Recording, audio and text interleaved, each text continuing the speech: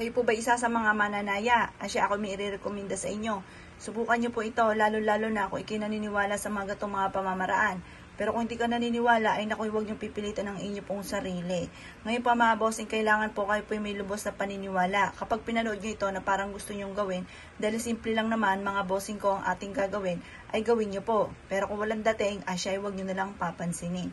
Ngayon pa mga bossing, kasi ang importante sa mga gumagawa ng mga pampaswerte ay naniniwala sa mga gatong mga pamamaraan. Ngayon pa mga bossing, may mga tao na tinitesting na gawin pero hindi naman sila naniniwala.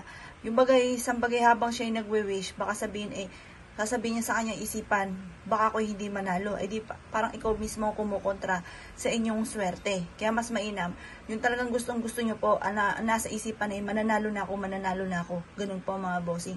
Kasi once ikinaging positibo sa buhay, yan pa mga bossing ko ay positive din ang magiging dulot nito.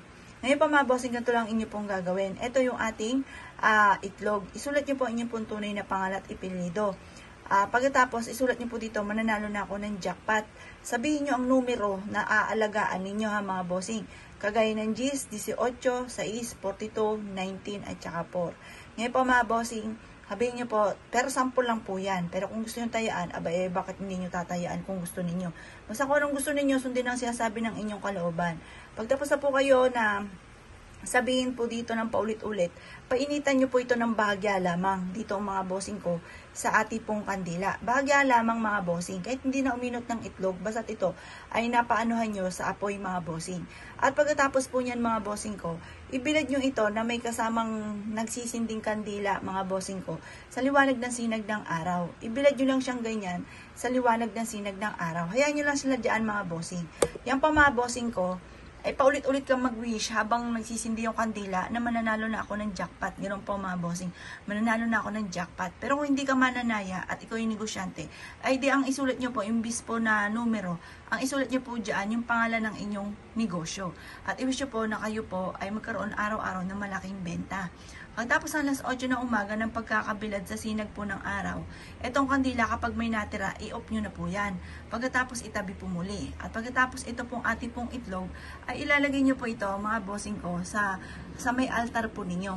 Hayaan nyo lang po siya doon mga bossing ko, makalipas ng alas 8 ng umaga.